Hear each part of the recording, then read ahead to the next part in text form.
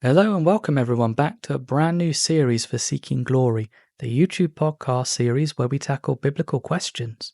Today, we're going to answer the question, why does Genesis 1 and 2 seem to contradict each other? Doesn't it appear to have two different accounts?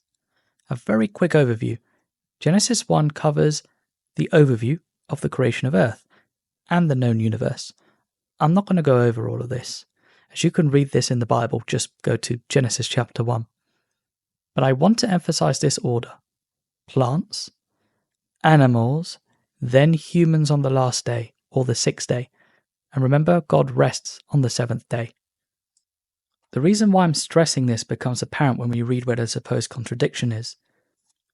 Genesis 2 hones in on a specific time during the creation story. So Genesis 2:4 reads, "This is the history of the generations of the heavens and of the earth, when they were created, in the day that Yahweh God made the earth and the heavens." So this is a brand new section. In Hebrew, now I'm very sorry, but my Hebrew is not very good, but I believe the word, now shown on screen as tuledo, means to close a genealogy or a history. So it marks the beginning of an entirely new narrative unit. Think of it like zooming in on a particular moment of creation, specifically the creation of man and his environment.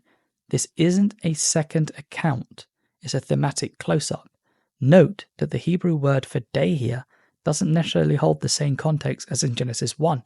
It could hold any time period. So it could be saying something like in this age or time span that God created everything. Anyway, if you check back to Genesis 2:1, you could see that we've already finished that part of the story anyway, and we're starting an entirely new chapter. So continuing on, Genesis 2:5 details the situation currently on planet Earth. No plant of the field was yet in the earth, and no herb of the field had yet sprung up, for Yahweh God had not caused it to rain on the earth. There was no man to till the ground. Okay, let's break down the Hebrew here to better understand this. But first, here is what it's not saying. That there were no plants at all, and the planet was barren. Now how do we get this view? Again, let's understand the terms plant of the field and herb of the field. Again, please look on screen and forgive my Hebrew. But can you see the words being used here? Plant of the field and herb of the field. It reads something like Sa'ach ha-sadeh and Izev ha-sadeh. Again, forgive my Hebrew. Herb of the field, plant of the field. Respectfully. These are not general words for all plant life, unlike in, say, Genesis 1:11, which uses different terms. Again, please see on screen. So Genesis 2:5 is not saying no plants existed at all. It's saying cultivated. Agricultural plants had not yet appeared. Why? Because as verse 5 says, there is no man to work the ground. In other words, the focus here is on the garden environment God is preparing for man, not on the global creation order. So the words you see here are words that you would find in the interlinear version of Genesis 2:5. Interlinear being the Hebrew version. So instead, this is actually what it's saying if we were to paraphrase it. Back when we had only shrubs, like thistles and thorns, and uncultivated plant existed, because there was no rain and no human to cultivate the land, etc., etc. I repeat, there is no contradiction compared to Genesis 1, verses 11 to 12, which portrays there being vegetation. Let's take a look at a breakdown of just Genesis, chapter 1, verse 12. The earth yielded grass, herbs yielding seed after their kind, and trees bearing fruit, with their seeds in it, after their kind. And God saw that it was good.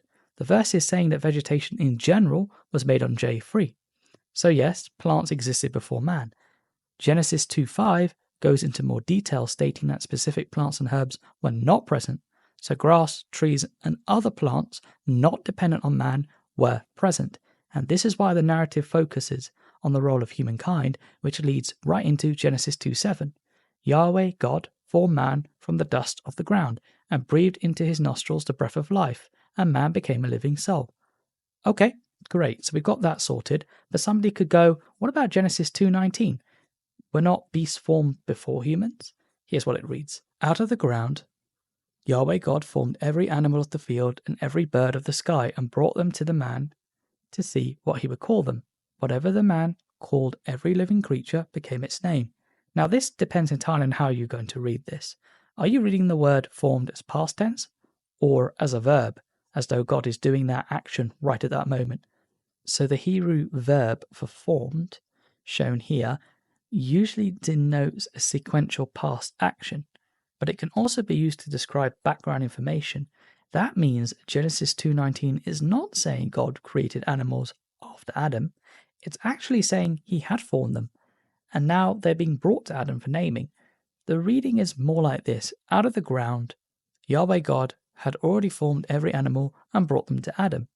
If you still, for some reason, insisted on reading this as though it were happening at the same time as Adam, maybe an argument could be presented that God just reformed every present animal, because we already know they were formed before Adam from Genesis 1. However, the first example is more consistent with the original Hebrew. Context is king, and it's no different when reading the Bible. Thank you for sticking around. If you found this helpful, hit the like button, and why not consider subscribing for more content that will dive deep into Scripture without backing away from the tough questions.